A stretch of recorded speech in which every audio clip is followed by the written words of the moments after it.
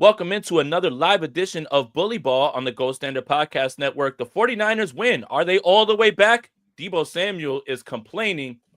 And my God, there was a Simpsons game last night. I can't wait to talk about all this. Stick around right after this.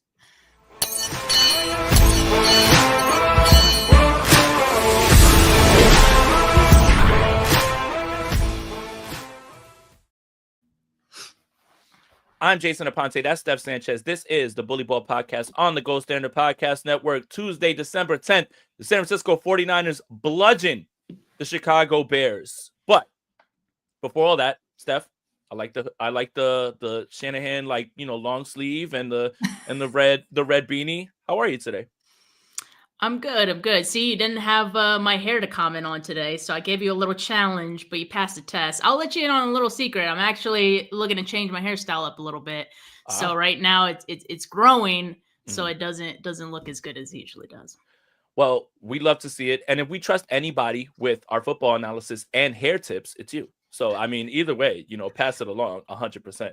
But last night, real quick, obviously this has nothing to do with the 49ers, but that Simpsons game was absolutely electric. I mean, as a Simpsons nerd who is a football nerd, two worlds are colliding, and that's a Seinfeld reference as well. It just was electric. Shout out to Mina Kimes. She's the absolute MVP. Like, none of those lines were force-fed to her. But I did want to highlight something that's pretty funny. Rich Madrid with Tweet of the Day says, Homer Simpson's getting reps over Trey Lance. It's just, the jokes don't stop. But I thought it was pretty cool. Homer intercepts Bart. Nelson Muntz is tight end too. By the way, John Lynch, if you want to get back to bully ball, let's go get Nelson Muntz. If you want to do that, because nobody's a bigger bully than him. But it was hilarious, honestly, and I thought it was a fun time, because how the hell else am I gonna watch the Bengals and the Cowboys? What, the regular broadcast? Nobody cares about that. Did they happen to show Micah Parsons leaving the field right after the game by himself? Yeah. Oh man, I only saw that on social media, but I gotta say, like on the tweet, I was just warming my hands over it. I was just like, this is, hey, look. A therapist once told me you have to get small pockets of delight and joy, and that was it right there. I think 100%. But yeah, Lisa scored. Cowboys losing. Yep, and Lisa scored the game-winning touchdown. But enough about that. We got some 49ers news today that has something to do with someone who is not playing this season with the season-ending injury. The 49ers restructured Javon Hargrave's contract for next season. And with the details, it's going to say that his base salary is going to go from $19.9 million to $2.1, $28.105 million to $10.305 in the process. Just sounds like this is going to be a post-June 1 cut, right, Steph, to save them some money? Yeah, and I think this was always the thing that was going to happen for Javon Hargrave after this year. I think, after the injury too that he suffered this season, I think that made it just a little bit easier to come away with the fact that this was his last season with the team. So, overall, just a little disappointing. He never really quite played up to his contract. So I think with Hargrave, along with a lot of other players, it's probably time to just, cut it while you can. Yeah. Can I ask a question? Because I see the graphic up here. Rob, who wrote this article? Because I see Hargraves does not have guarantee. It's not Hargraves. It's Javon Hargrave. It's not Deebo Samuels. It's Deebo Samuel. And he's writing it over and over on here. Where's the editor?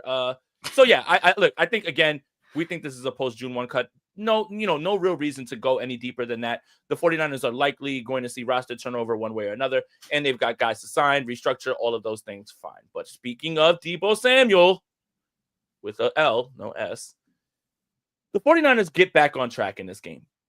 And they get back, and they look like the team that we saw last season. Now, it did come against an inferior opponent. It might have come too little too late. But I have an issue with what Deebo said after the game. This is a game in which the 49ers look like the team that you've been telling us is still in there. And you show it. And then you start talking about, I'm not struggling, I'm just not getting touches. Nothing about, hey, we're back. Hey, this is the team I kept telling you that is in there. Hey, we're on to Los Angeles. Let's keep it rolling. It gets harder and harder to defend Deebo after a comment like this, after the type of victory the 49ers put up. That's the biggest win of the season in terms of them playing competent football through 4 quarters, and that's it. And oh goodness gracious, I'm not reading that, man. I'm gonna read it because go, Steph. for the audio listeners, that is sensational. I'd love to hear your take, but go for it. Yeah.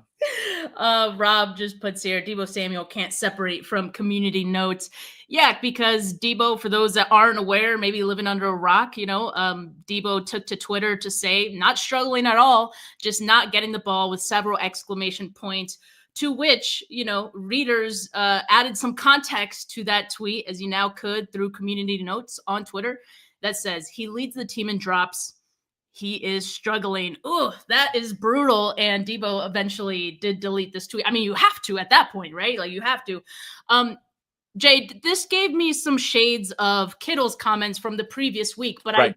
I tell you the difference. Right. The difference is that George Kittle's comments came after a loss in which he was specifically asked about his lack of involvement in that game against the Bills, right?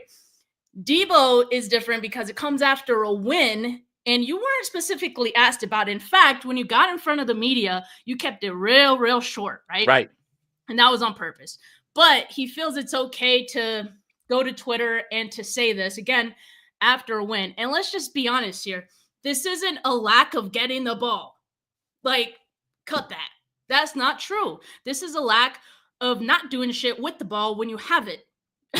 Kittle touched the ball 6 times, 151 yards. Juwan Jennings touched the ball 7 times. He had 2 touchdowns in this game. Deebo touched the ball 7 times as well.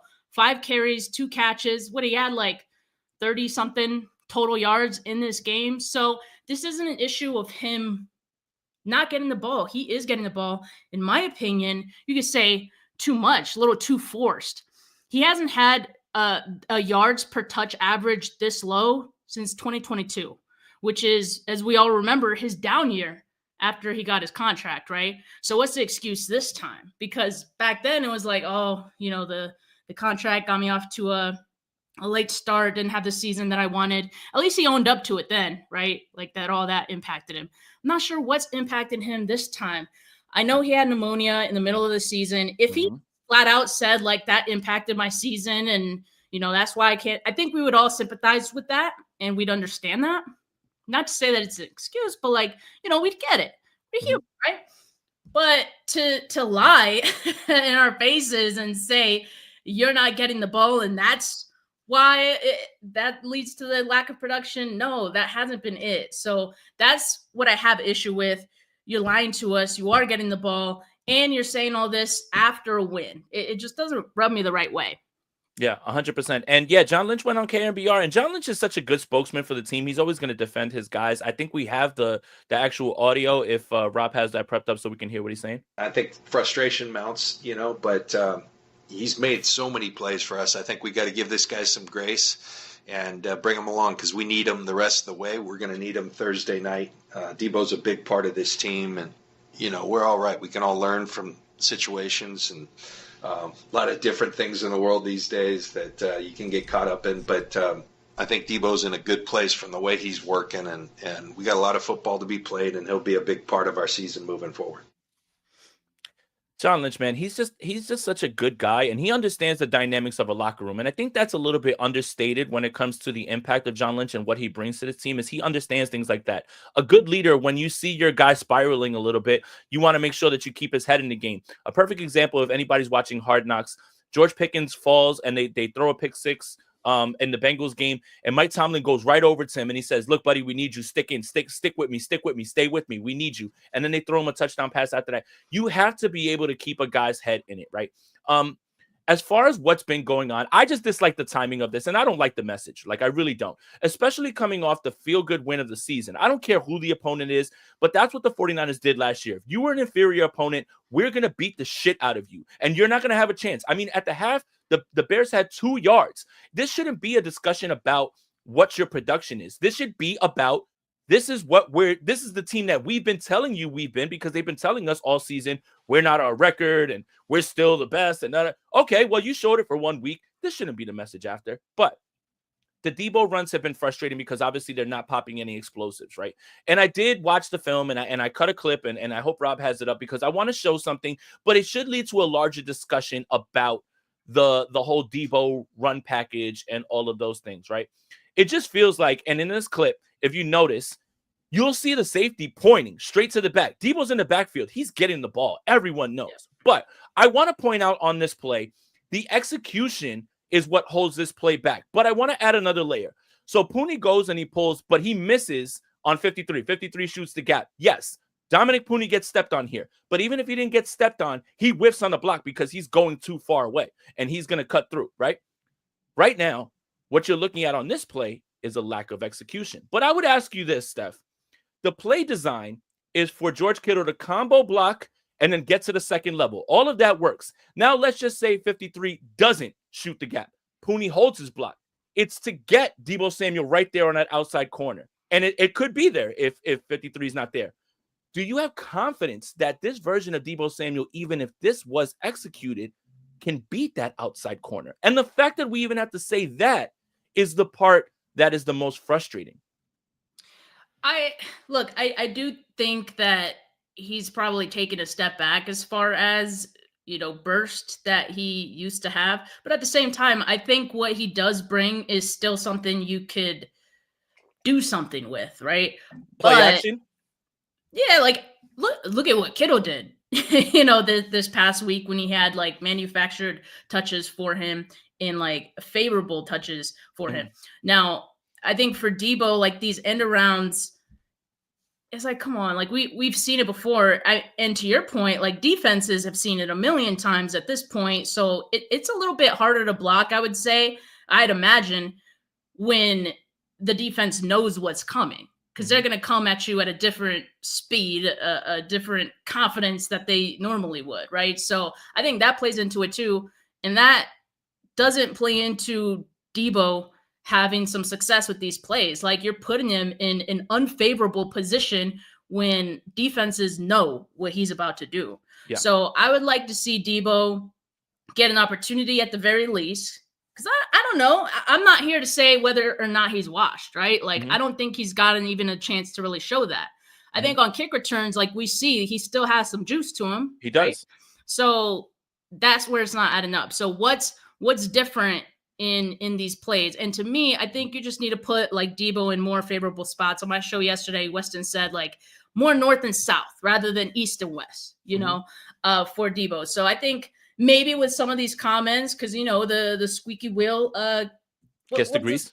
Gets the grease. So like maybe Deebo gets some better touches this week, and then we can have another conversation about it. But I want to see him get those opportunities. Look, I'm not going out on a limb here. I'm fairly certain Deebo Samuel is going to have a big play or two on Thursday, for sure. It's the Rams, and he didn't play in the first game against the Rams, and neither did George Kittle. But I would ask you this, and I think this is going to be a perfect transition into the Bears game.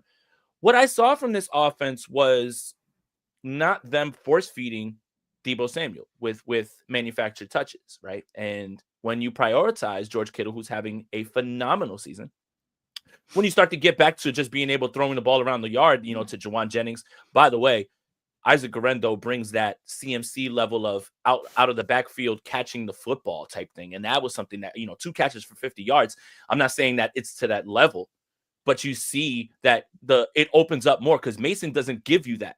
He's not a former receiver like Guerrero. Guerrero can give you a little bit of that CMC feel, obviously without the impact. Please, guys, don't clip this and say, he said Guerrero. No. Obviously not like that. But you see it on the tape where, he has that first catch, which is a crosser on the middle linebacker. That's something that is just a little bit more of an element. But when you don't have to prioritize getting Deebo Samuel the ball, look, you have to get the ball in the hands of your best players. I'm not saying don't do that. But this offense felt freer this season, this game than they have all season in terms of just how they looked and just getting the ball to advantageous matchups, no matter who it is. I wonder if a lot of the prioritizing of touches that Deebo Samuel has limited a little bit of this offense and put them in a box where they're just not taking advantage of matchups. They're like, well, we've got to get the ball to Deebo Samuel here. And I wonder what's your take on that? Well, I'll say this, like I agree. Obviously, Isaac Guerrero looked great. I do think that was part of the reason that this offense was clicking, among other things, right? My worry is if Isaac Guerrero doesn't play on Thursday, you are going to see Deebo out of the backfield a little bit more. Mm-hmm. Now, is that going to be more end arounds, more of the same of what we've seen this season that clearly isn't working? Or is that going to be, oh, let's get a little more creative for Deebo and put him in those advantageous spots, right? Mm-hmm. So I guess that is to be seen. But yeah, like I do feel like when he is getting the ball, it just feels forced. It does feel like they're doing it just to keep him happy. Right. But like, it's not taking advantage of a matchup. It's saying, this is for you, Deebo. Here you go. Go do something. Yeah, exactly. But like, and like I said, it's not in the type of plays where he's having success in anymore. Like we've seen it all season. Like he's not having success with this anymore. Put him in a position where you know he could still have some success. I mean, the Bears played zone defense like in this game, so that's Deebo's bread and butter too, right? So why couldn't he get some catches in space? He did get 2 catches, but didn't do a whole lot with it. I guess, want to see more of what I know he could be successful in this game. But I do fear that if Guerrero is out in this game, like we're going to see the same old thing for Deebo.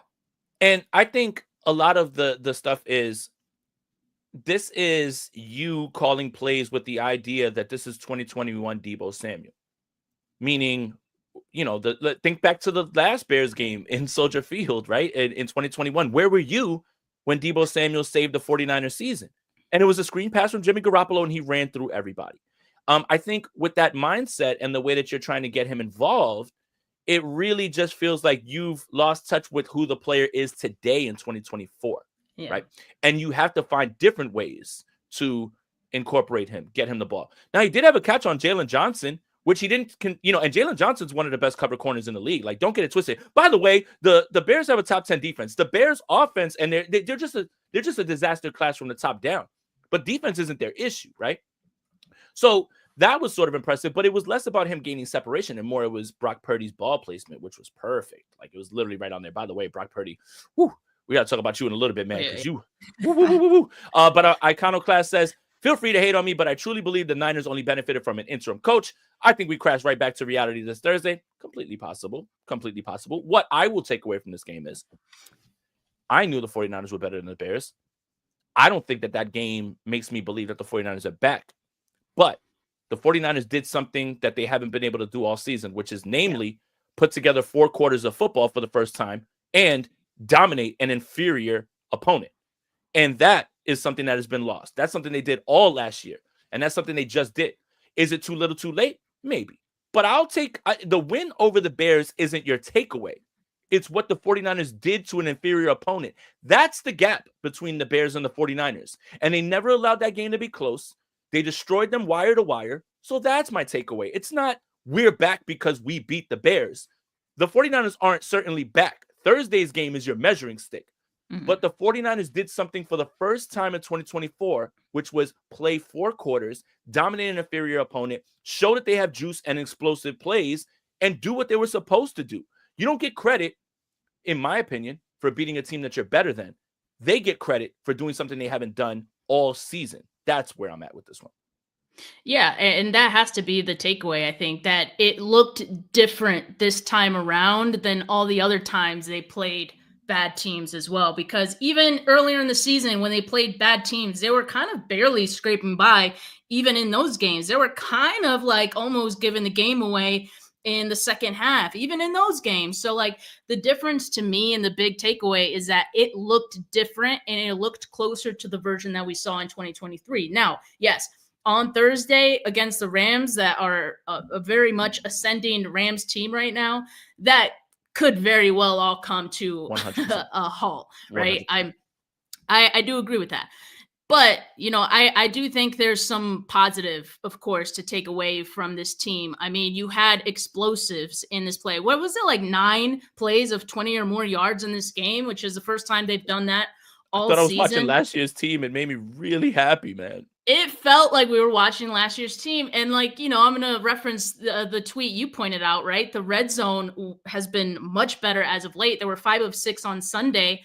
Earlier this or all this season, they've ranked 22nd in the NFL, right? In the last 3 games, they're 6th. They would rank 6th in just these last 3 games, 70%, right? So I think that's a positive takeaway. That was the best opening drive from this team I have seen all season. Just cohesive, like in all levels. And look, like even special teams didn't have a blunder in this game to ruin it all, right? Like imagine that. So yeah, I think I'm gonna take that from it. I'm gonna take the fact that the offense looked great. I think this is a good segue to Brock Purdy. Yeah. Because I do think the way the offense looked differently was because a lot of what they were doing was some things they haven't done a lot this season. Kyle Shanahan hit the easy button for this offense in this game, and it worked masterfully. I saw this tweet from Rich, right? 12 play action dropbacks in this game, 11 play action passing attempts for Brock Purdy. Most he's had all season. Like that plays to Purdy's strengths, and you saw it unfold in this game. He looked comfortable. He was in rhythm. You didn't see him scramble. He was hanging in, and I thought he was moving real well in the pocket in this game, right? So he just looked like himself. He looked like the 2023 version of himself in this game. And I think it was because of the plays that were working. I do think part of the Bears playing zone defense, definitely made it easier for the 49ers as well, because it played to the 49ers strengths and what they do best. But getting Kittle involved early, getting those screens in, it all played to the 49ers strengths and Brock Purdy's strengths. So I thought he looked great in this game. 100%. And that's the thing, right?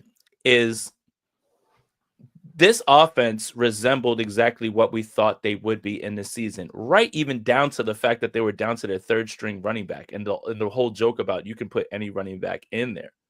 Everything, all the way down to that. Isaac Guerendo had 1 collegiate start, and he started this game. And fantasy managers,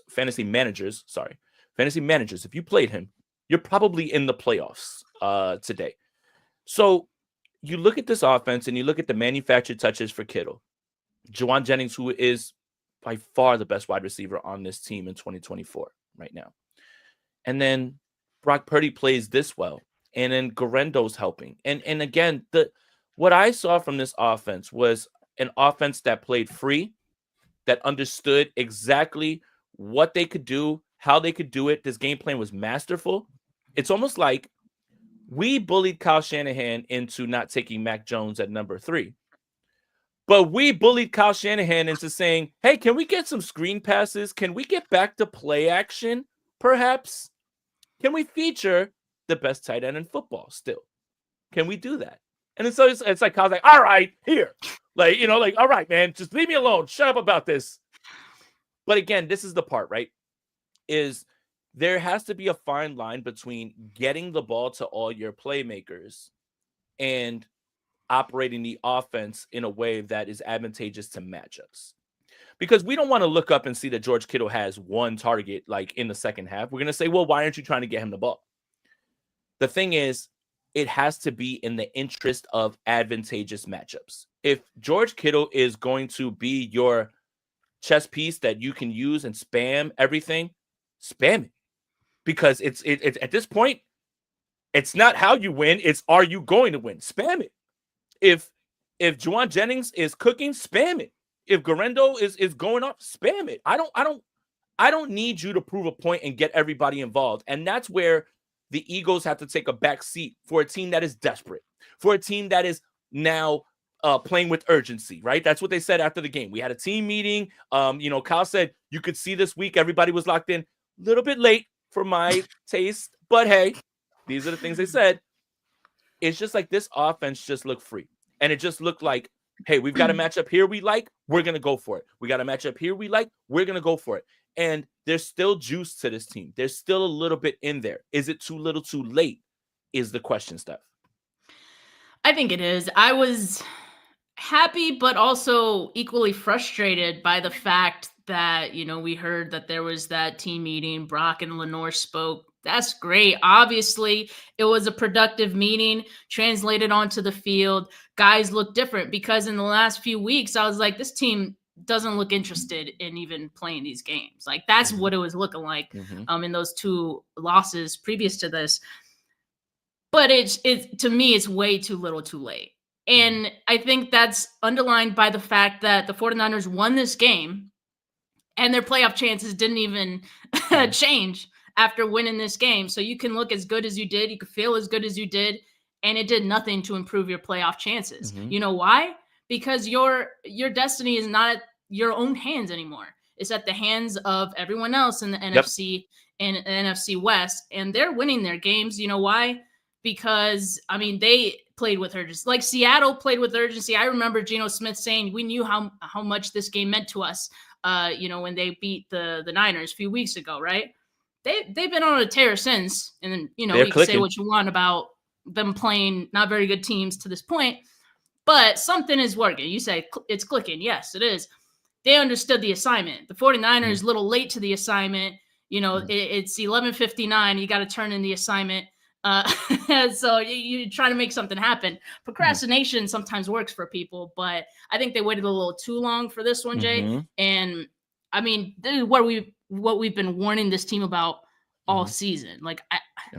And that's the frustrating part. We knew this was going to happen eventually. And we can kind of use Seattle as a blueprint to what we're talking about. DK Metcalf is their number one. Tyler Lockett's an elder statesman. But Jackson Smith-Njigba is killing everybody. So spam it. Throw the ball to him. Forget your feelings. I don't care, DK Metcalf, if you're crying on the sideline. Tyler Lockett doesn't care that he's getting one target a game. You know why? The offense is winning. They're doing better. Kenneth Walker doesn't play. Zach Charbonnet steps right up, and you get right back in there. And their defense is clicking. That's the thing. I think more of the point is about the offensive side. For the audio listeners, you're going to get bleeped. For the live viewers, I hope your kids are out the room. Fuck your feelings, everybody, on this offense, right? I'm not getting the ball. I don't care. If you really care about this team and how they're going, they need to take advantage of whatever matchups there are. And right now, Jackson Smith-Njigba is probably the best slot receiver in the league. He is completely taking over the number one role. And DK Metcalf, you got to eat that. You know why? Your team's winning. San Francisco 49ers, if you're not getting the ball, it doesn't matter. Your team has to win. That's my complaint with the Deebo stuff. It's like, dude, please, of all the times, this is the one feel-good win of the season. I don't care who the opponent is. You look like yourself. This is what you're going with. Other teams around the league, this is desperation time for the 49ers. And now, because of the way that you kind of lackadaisically went through these games and lost them, you put yourself in a position now that you need a ton of help. You could win out and still not make the playoffs. It's completely impossible. I mean, it's completely possible. I'm sorry. But this is the situation you put yourself in. I'm glad to see it because it at least lets me know about what's going to happen moving forward, who's here to stay, who should be, a part of this. And, we talked a lot about who's the problem and who's a part of the solution. And if your team can't grit this out and just get through these games and show effort down the stretch, that would concern me far more than the results of these games. And a fine point is this. Let's turn to the defensive side. You took Gross Matos. 3 sacks. Hello, buddy. And what did he say coming off the field? Big playoff win. Why? Because every single game's a playoff game now. You can look at that one or two ways and say, hey, that's something that's important because they're going to be, playing their best ball, whatever. Fine, whatever. If you want to feel like that, that's fine. You took Gross Matos, 3 sacks. Hello, Leonard Floyd. Hello, Malik Collins. And this is another thing that felt like 2023. The defense just stomped this game out for them, for the Bears. Just stomped them out. You get 2.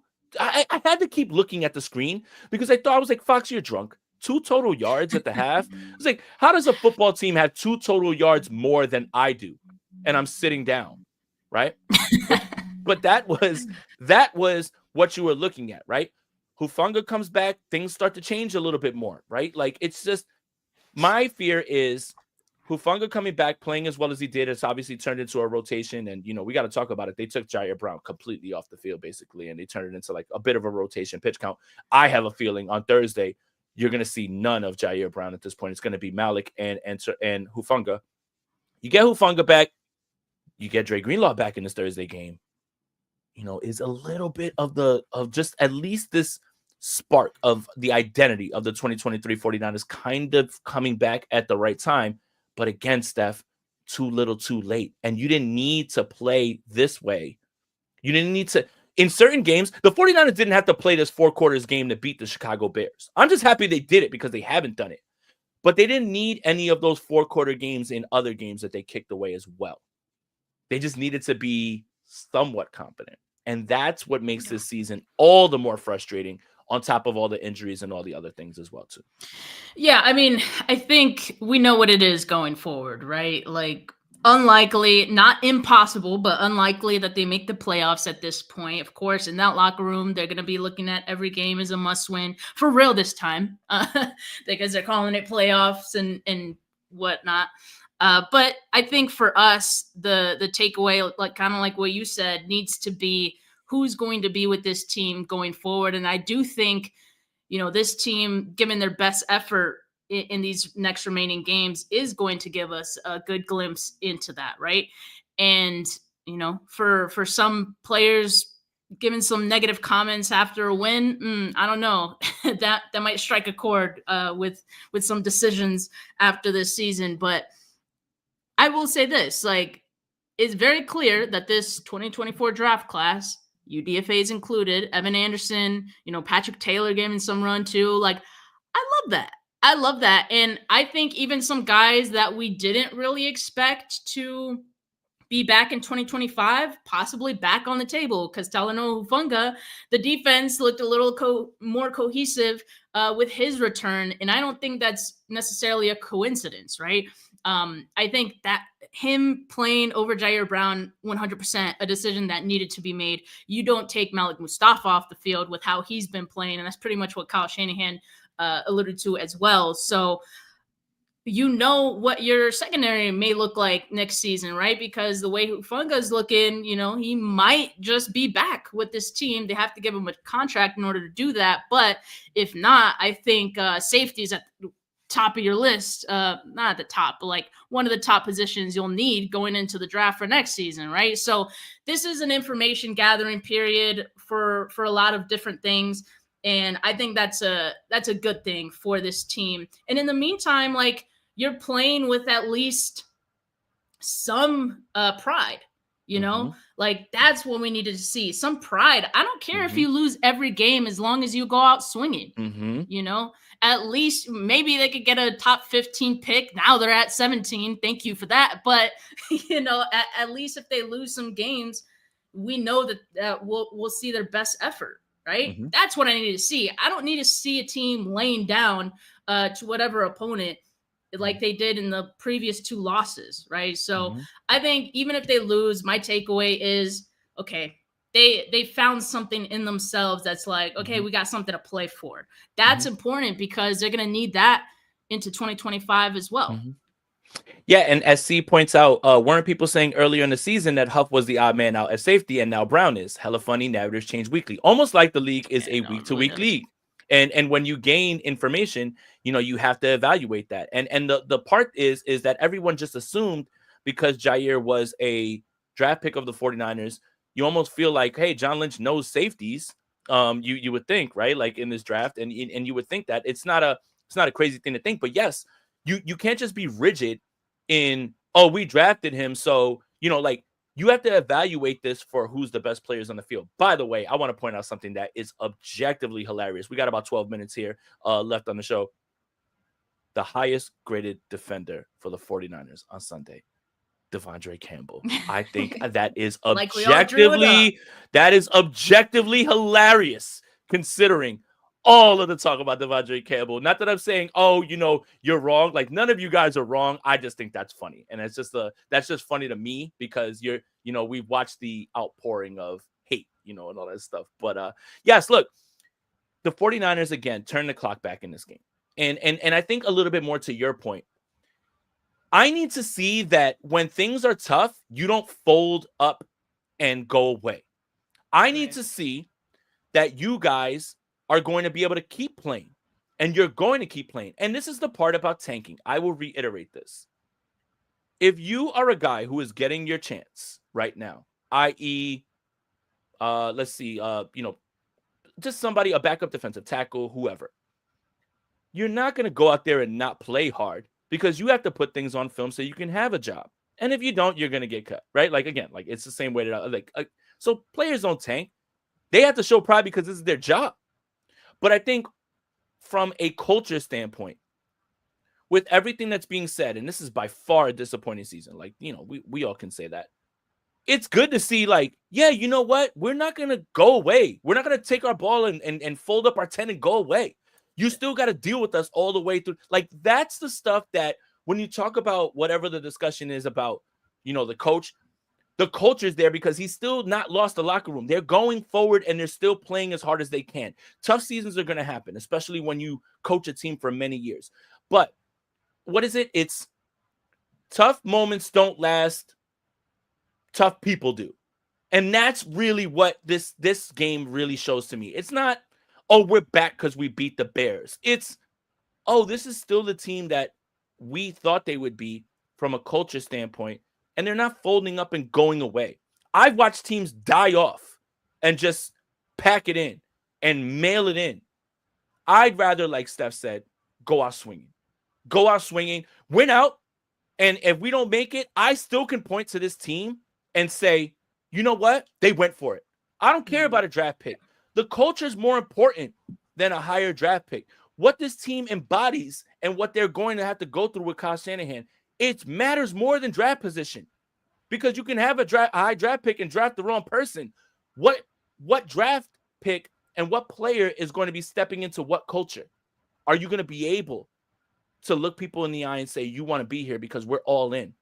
We're all playing hard. We all believe in this. Maybe it's a little too late, but for me, I was impressed with the way that everyone played like a starving man. Like they played like their life was on the line. And maybe it's too little too late, but to me, that screams that the culture is tighter than it's ever been, Steph. Speaking of, Kyle Shanahan went for it on 4th and 1. Oh my God! In enemy territory. What? Instead of kicking a field goal? What? I was literally like, who is this team right now? What Dan Campbell is going on around here?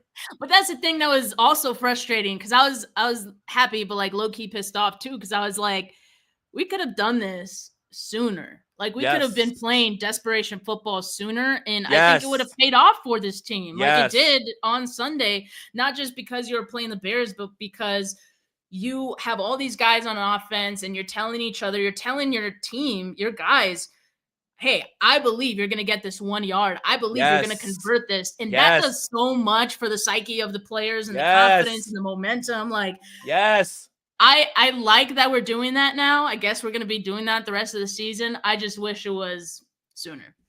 What in the Dan Campbell is going on with this team? I was watching this game and I tweeted, I'm like, who am I watching right now? Daza says, were the Niners good or were the Bears just that bad? The answer is yes. But yes, look, this game has so many things. Are touchdowns in the red zone allowed? 5 out of 6. Are touchdowns on the first drive allowed? Is going for it on 4th and then getting a touchdown out of it allowed? Again, feel for the game. You can coach by the binder all you want. The percentage says go for it. Feel. My team is dominating your team. Yeah. We're not going to give you a win with a field goal. I believe in my guys. And that's the thing, that no matter what you say about Dan Campbell, whatever it is that you think about those decisions, the team is bought in and the team gets hyped because they're like, my coach believes in us and believes in me that I'm going to make a play. Whether right or wrong, that is something that cannot be taught. There's no binder for it. And that's feel for the game. My team's dominating your team, and I am not going to just take a field goal here and let you off the hook. We're going to step on your neck because we know today, the way that this game is going, we're better than you. And that, I'm so glad you brought that up. I am so glad you brought that up. And it doesn't even need to be in the face of domination. Like, you could be down in a game and still feel like you need to go for it on 4th down because you are desperate to get anything going. So I love it. Like I said, just wish it was sooner. And I think we will see at the very least a team that will try a little harder and will go out swinging in these remaining games. It might not equate to wins. They might fall on their face a little bit against the Rams. Maybe. I don't know. Division games are weird. But at the very least, we know that they're going to put their 100% in. That's all we could ask for. Okay, we got 5 minutes. Do it, Let's Rob. do it. Let's do it. Pull up the schedule. Pull up the schedule. Let's do it. Are the 49ers back? Have we never left? Last week we said it was over. This week we say we're back. What changed? Thursday Night Football. The Los Angeles Rams. If I've ever seen a 49ers team bounce back when it was in the face of adversity, it was, if I'm not mistaken, 2021 Sunday Night Football against the Los Angeles Rams. And Deebo Samuel had a huge game in that game. I would not be shocked if the 49ers go out and do the funniest thing in the world on Thursday and beat the Rams off of a win where they beat the Bills. And Josh Allen is the first. Josh Allen in back-to-back weeks has done things that nobody in this league has ever done. Throw for a touchdown, rush for a touchdown, receive for a touchdown against the 49ers. 3 passing touchdowns, 3 rushing touchdowns, and it wasn't good enough. Thanks a lot, Bills. I guess you just needed it to snow to circle the wagons against the Rams. But Steph, call me optimistic. Maybe it's the wine talking. I think the 49ers go out there on Thursday and they go and they beat the Rams. And wine, man. What time is it? Hey, look, it's 1 o'clock. It just, the problem is it too little too late? But I am not going to be shocked if the Rams go out there and they get beat by the 49ers on Thursday. I hate this. This is crazy. And this really, underlines the point that it is a week-to-week league. Yes. You asked me a week ago, I'd have been they lose all these games. But they beat the Bears, who aren't even a good team. And suddenly I'm like, we are so back. No, I'm not saying we're so back. But as I said before, division games are weird. And you're always going to play those a little bit differently. Like, I'm sure the Rams are going to be just a peg lower than they were against the Bills in this game against the Niners. Because I do think we're going to see a better version of the Niners than we did in week 3. And I do think that, of course, on that same side of the token, Rams also, I think, are going to look better than they did in week 3 because they have Kupp and they have Puka back as well. So that's a big challenge. Puka's playing like the best wide receiver in football right now. Dude, yeah, it's going to be tough, and they're going to get theirs. We know that. I'll say this. If Isaac Guerrero plays this game, I think the 49ers can win, So I'll just say that. If he doesn't if he doesn't play, I don't feel that great about it. Steph, I just really don't. Steph, we got 2 minutes left. Steph. All right, let's go. Win or loss, go. I just said, if Guerrero plays, it's a win. If he doesn't, it's a no. Okay, fine. No, we're back. This is it. The Greenlaw's coming back in this game. Hufanga's back. That'll be there's gonna be a lot of identity that is going to be put into this game. I expect the 49ers to throw the kitchen sink in this game. Not only 1, because they need to win for their own playoff hopes. 2, if anybody's playing fantasy football and my team is out of it and I have a chance to knock someone out of a playoff contention, you're damn right I'm going to set my lineup and make sure that everything's straight. Obviously, not the same thing at all. But yes, I think the 49ers have that mentality. Yes. Give me the 49ers winning on Thursday Night Football. Make sure you watch this game on Prime Vision from the All 22 for the people who want to learn a little bit more. Now, Miami after that, win or loss? I think that could be a win. I'm scared about that game far more than I am right now because Miami is playing very good football. Shout out to Tua Tagovailoa. He has been phenomenal and just flown under the radar, not turning the football over, getting the ball there. Tyreek Hill starting to get there. It's a little bit scary for me in that game. But yeah, you know what? Let's take the W. Detroit. L. Fat. Yes, that's an L, and I'm scared to death because I think the Lions are out for blood to score 60 points and prove a point. They're going to, I think. I would not be shocked if Penei Sewell gets a reverse for a touchdown, in this game. They are going to really put it to them. The most disrespectful stuff on super disrespectful. And then 49ers, Arizona. Arizona's doing their normal, Arizona act. Yeah, that's a W. That's going to be a dub. Yeah, yes, it's crazy. Yeah, that's a W. So hey, look. If you wanted positivity, we have positives. The 49ers haven't rolled over and died. I think that they're going to continue to show this sort of effort down the line. Guys are going to be playing for their jobs. Guys are trying to put things on tape so they can continue to either be on the team, be with somebody else. This team had at least the takeaway that we have, Steph and I, is no matter the opponent, they put together competent football, look like themselves, beat an inferior opponent, and that's something we haven't seen them do in 2024. That'll do it for this episode of Bully Ball on the Gold Standard Podcast Network. Make sure you like this video, subscribe to the channel, hit that notification bell for when we go live. Make sure you're subscribed to the Bully Ball Podcast anywhere you get your audio podcast. Make sure you follow Steph on Twitter at Steph49K. Make sure you follow me on Twitter at JasonAponte2103. I refuse to call it X, so it's still Twitter. And also, Steph and I have YouTube channels that maybe you guys want to check out because there's a lot of good content on there as well, too. But for Steph, for Jay, we're out of here. Peace.